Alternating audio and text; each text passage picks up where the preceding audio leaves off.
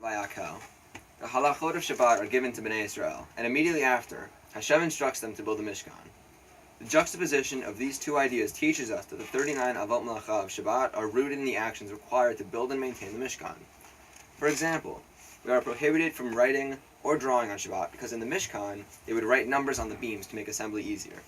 Another example, many of the prohibitions regarding planting and farming actually come from the work that went into obtaining the various dyes used in detailing the parochet.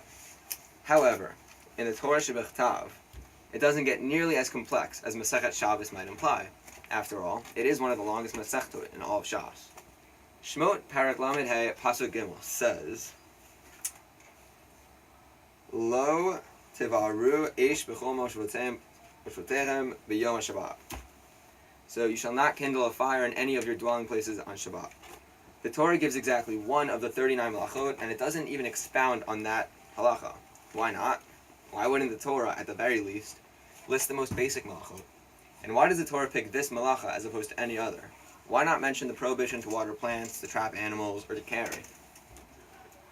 So Rabbi Tzvi Dov Kanatowski offers something. He says that we should look at the golden calf, because after all, fire was used to forge the golden calf, which is a representation of man's technical skill and emotional drive.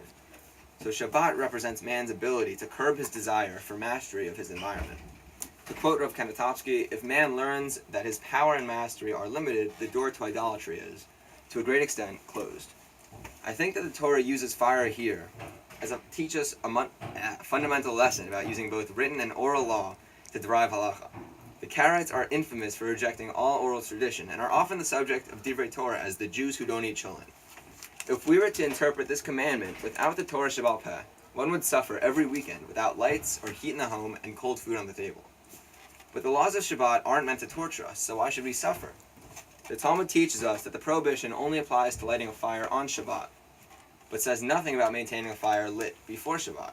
This is why we all use Shabbos lights and timers to light our homes, blechs to eat our food, and we set the thermostat before Shabbat to keep our houses warm.